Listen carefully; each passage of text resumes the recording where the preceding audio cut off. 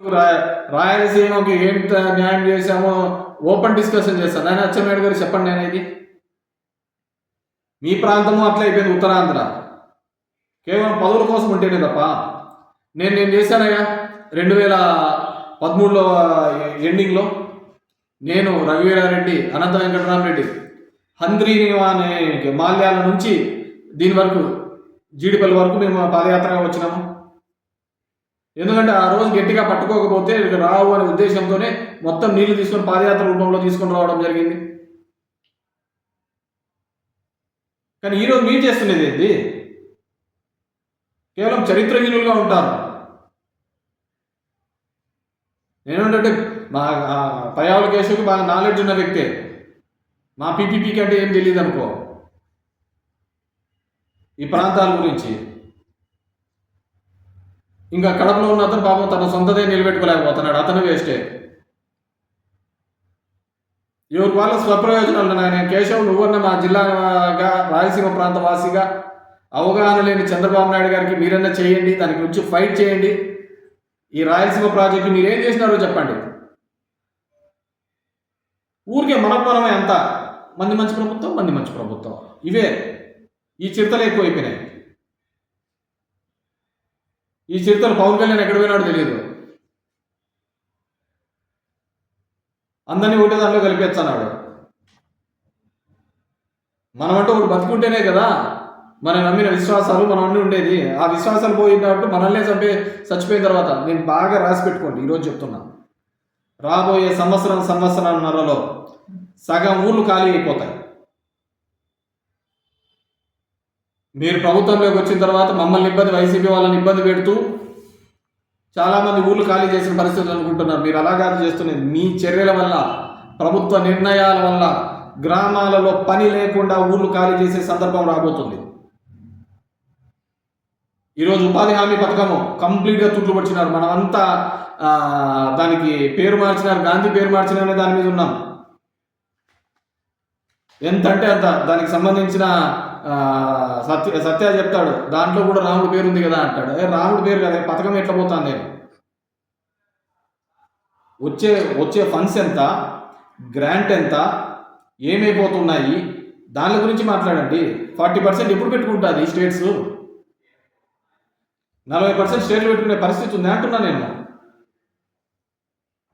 40% స్టేట్లు ఎన్ఆర్జీఎస్లో పెట్టుకోలేవు. ఆ రోజు ఎందుకు తీసుకొని వచ్చినారు? ఇదే అనంతపురం జిల్లాలోనే అది పని మొదలు పెట్టినది రాజశేఖర్ గారు ఉన్నప్పుడు. ఎందుకు ఆ రోజు రైతాంగం అంతా కూడా ఆత్మహత్యలు చేసుకుంటున్నారని అప్పుడు రాజశేఖర రెడ్డి గారు పిసిసి ఆధ్వర్యంలో, ప్రతిపక్ష నాయకుడు ఆధ్వర్యంలో పాదయాత్రలు చేసి రైతులందరినీ ఒకటే చోటు తీసి వీళ్ళకందరికీ చెక్కులు ఇచ్చి తర్వాత అందరికీ డబ్బులు ఇచ్చి సాయం చేసి నెక్స్ట్ రాజశేఖర రెడ్డి గారు నేను ముఖ్యమంత్రి అవుతానని మీకు అండగా ఉంటాననే ఉద్దేశంతోనే ఈడే బండ్లపల్లికి నార్పల్లికి తీసుకొని వచ్చి ప్రధానమంత్రి మన్మోహన్ సింగ్ని తీసుకొని వచ్చి ఎన్ఆర్జీఎస్ తీసుకొని వచ్చిన.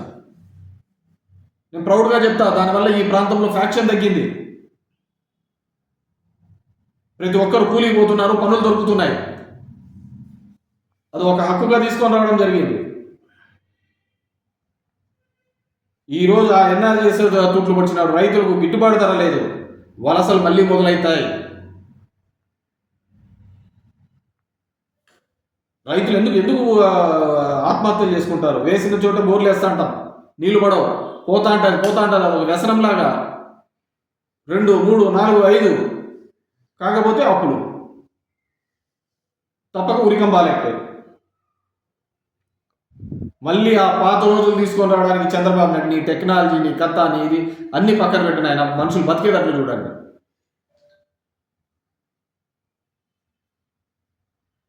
కేవలం ఆ పేరు మార్చినారని చెప్పి దాని మీద డైవర్ట్ చేసి అందరూ దాని మీద కొట్లాడుతున్నాం. అసలు నిర్వీర్యం అయిపోయింది. అదేవిధంగా ఈరోజు చంద్రబాబు నాయుడు చేసుకున్న చర్యల వల్ల ఖచ్చితంగా రాయలసీమ ప్రాంతంలో మళ్ళీ కూడా అదే కరువు ఛాయలు కనబడే ప్రమాదం ఉంది. ఆ రోజు రాజశేఖర రెడ్డి జలయజ్ఞం అంటే ధనయజ్ఞం అన్నారు, లక్షల కోట్ల దోపిడీ అన్నారు. మీరేం చేసినారు? దాని కొనసాగింపే కదా, దానికి ప్యాచ్ వర్క్లే కదా మీరు చేసినది. వేరే వాళ్ళు చేసిన దానికి పేర్లే కదా మీరు మార్చినది. కొత్తగా ఏం చేశారు? మీరు పేరు మార్పే కదా చేసినది, వేరేదేం చేయలేదు. ఈరోజు కూడా రాయలసీమలో ఉన్న జనము, ప్రజలు, విద్యార్థులు, అదేవిధంగా మేధావులు, ఇంటలెక్చువల్ ఫోరమ్స్, మిగతా పార్టీలు, కమ్యూనిస్టులు వీరందరూ మాట్లాడాల్సిన అవసరం ఉంది. లేదు మనం ఎంత అవసరం లేదు, ఎందుకంటే మనం చూసినాం, మన ఎలక్షన్లో చూసినాం. స్కూల్ విద్యా వైద్యం బాగుండాలని జగన్మోహన్ రెడ్డి చేస్తా అంటే లేదు మనం మంచి మందుకాలను కొట్లాడిన వాళ్ళం. రోజు డిబేట్లలో చూస్తుంటే ఒకటే డిస్కషన్ వస్తుంది. అన్వేష్ ఏం మాట్లాడినాడు, అనసూయ ఏం బట్టలు వేసుకుంది, దీని మీదే ఉంది డిస్కషన్ అంతా. ఎవడు మాట్లాడుతున్నాడు? ఖచ్చితంగా మరి ఇది ఒక ప్రాంతీయ అసమానతలను క్రియేట్ చేయడానికి మీరు మళ్ళీ ఇంకో విధంగా ప్రయత్నం చేస్తున్నట్టే ఉంది చంద్రబాబు నాయుడు. ఎవరికీ లేనంత అవకాశం 4 సార్లు వచ్చింది. జగన్మోహన్ రెడ్డి ఒక్కసారితో మీ 4 టర్ములు మీరు కంపేర్ చేసుకొని చూడండి. జగన్మోహన్ రెడ్డి ఉన్న 5 సంవత్సరాలు, 2 సంవత్సరాలు కోవిడ్ ఉన్నా కానీ 5 సంవత్సరాలతో మీ 4 సంవత్సరాలు కంపేర్ చేసుకొని చూడండి. మీ 4 టర్ములు 95లో ఎక్కినప్పటి నుంచి కూడా 2004 దిగిపోయినారు, మళ్ళీ 2014లో ఎక్కినారు, మళ్ళీ ఇప్పుడు ఉన్నారు. ఏం చేసినారు? ఈరోజు తెచ్చిన ఎయిర్పోర్ట్ భోగాపురం కూడా జగన్మోహన్ రెడ్డి మొదలుపెట్టి ఇచ్చినది. అన్ని ఊరికే జంపక్కే. మొన్నగా ఇండిగో అంతా కూడా వార్ రూమ్లో లోకేష్ డిస్కషన్ చేస్తానట్టు అనమాట. వార్ రూమ్లో లోకేష్ డిస్కషన్ చేసినాడు. ఎవరు ఉమెన్స్ ట్రోఫీకి లోకేష్ ఇన్స్పిరేషను. నేను ఈ మధ్య ఒకటి రీల్ చూసా, ట్రెండ్. ఒక ఆమె పాడుతూ ఉంటుంది, శశి గారు ఒక లైక్ కొట్టండి ఇది అని కొడుతుంటే వెనకలోడు వాళ్ళ భర్త ఉంటాడు. అట్లా తయారైంది మా ఈ పచ్చ మీడియా ఛానల్లో. అసలు ఏంది ఉండదు, వీళ్ళు పుచ్చుకారేది చిట్టలు కొడతా ఉంటారు. అక్కడ వారి కష్టము చూడలేకపోతాను, మౌని కష్టము, వీళ్ళ ఇబ్బంది చూడలేకపోతాను. పచ్చ మీడియా ఛానల్ అది.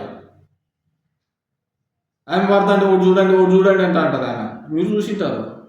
అట్లా తయారైంది వీళ్ళది.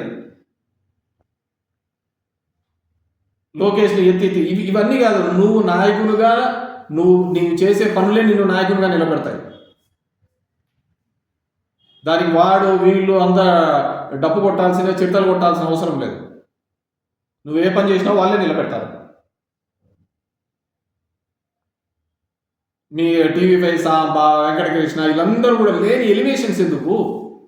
ఇప్పటికీ నిజం మాట్లాడలేని పరిస్థితుల్లో ఉంటే రాయలసీమలోని కూటమి వాళ్ళు మాకంతా వచ్చినది 4 6 వచ్చినాయి ఇక్కడ, అంతకంటే ఏం లేవు. మా జిల్లా స్వీపు, కర్నూలు జిల్లాలో 2 వచ్చినట్టున్నాయి, కడప జిల్లాలో 3 వచ్చినట్టున్నాయి, చిత్తూరు జిల్లాలో 2 వచ్చినట్టున్నాయి. అంతా మీరే. మీ మౌనం ఖచ్చితంగా రాయలసీమ, తెలుగుదేశం ప్రభు వాళ్ళ మౌనం ఖచ్చితంగా రాయలసీమకు ఒక శాపంలా మారబోతుంది. నేను చెప్పలే, రేవంత్ చెప్పినాడు. ఈరోజు మీ సీఎం ఆఫీస్లో ఇచ్చినాడు ఒక ప్రెస్ నోటు, అలాంటివి ఏం జరగలేదు అన్నా, నిలబడలేదు అన్నా. మరి పని జరిగే చోటికి పోండి, పని జరుగుతుంది ఆయన అంటున్నాడు కదా. హరీష్ రావును రమ్మని, సిపిఐ నుంచి సాంబశివరావు రమ్మని, అదేవిధంగా బీజేపీ నుంచి మహేష్ రెడ్డిని రమ్మని, మా పార్టీ నుంచి వస్తారు. ఒక అఖిలపక్షం వెళ్ళి చూపిస్తాం, నేను ఆడ పనులు నిలబెట్టామని. నువ్వు చూపి, లేదయ్యా ఈ 2 సంవత్సరాల్లో ఇక్కడ 5,000 కోట్లు ఖర్చు పెట్టాము, ఇక్కడ పనులు జరుగుతున్నాయని నువ్వు కూడా అఖిలపక్షం వేసి చూపించండి. నాయన కూటమి నాయకులు పవన్ కళ్యాణ్ గారు ఎక్కడ పోయినారు? మనకు రాష్ట్ర ప్రయోజనాలు తప్ప ఎక్కడెక్కడ కాంట్రవర్సీ చేయాలి, అది తప్ప వేరే లేదు. వాళ్ళు నాకు ఇట్లాంటి టైంలో వస్తాడే ఆయన. చంద్రబాబు కొద్ది సమస్య ఉంటే ఆయన రావాలి ఎక్కడో చోట, ఏదో ఒక ఇష్యూ. ఏమిటి, నాకు గోవిందరాజు సార్లు పాపం మంది ఎక్కినాడు అయ్యప్ప, నాకు 90 ml కావాలి, మాకు 90 ml దిగుతాడని అంత పవిత్రంగా ఉన్నాను ఆయన. వీళ్ళు ఇంతకంటే దౌర్భాగ్యమైన పరిస్థితి లేదు. నేను మొదటి నుంచి చెప్తున్నా, ఈ ప్రాంతవాసిగా ఇక్కడికి నష్టం చేకూర్చడంలో చంద్రబాబు నాయుడు ముందున్నాడు. ఆయనకు అమరావతిలో తనకు నమ్ముకున్న వాళ్ళకు మాత్రమే అక్కడ చేపించే తప్ప ఏంది లేదు. రాష్ట్రం అంతా ఒక ఎత్తు అయితే అమరావతిని ఒక ఎత్తుగా తీసుకోబోతున్నాడు. అది సింక్ అయిపోయే ప్రాజెక్టు. ఇప్పుడు మీరు ఎక్స్పాన్షన్ పోతున్నారు, దానివల్ల ఉన్న రైతులు కూడా మిమ్మల్ని తిట్టుకుంటారు. ముందు వాళ్ళకి ఏంది చేయకుండా, నీ ఆశలు చాలా పెద్దగా ఉన్నాయి, నీ కోరికలు బాగా పెద్దగా ఉన్నాయి, కానీ అవన్నీ నెరవేరవు. కిందికి దిగు. ఆ రోజు మీరు ఆ క్లోజ్డ్ వాల్స్ మధ్య మీకు జరిగిన డిస్కషన్ ఏంది, బయట జరుగుతున్న డిస్కషన్ ఏందో చెప్పు. ఎందుకంటే ఇప్పటికీ కూడా ఎగువ ఉన్న దానిలో ప్రాజెక్టులలో కడుతున్నారు. కృష్ణా రివర్ మీద ఇప్పటికీ ప్రాజెక్టులు కడుతున్నారు, దాన్ని ఎత్తు పెంచుతున్నారు.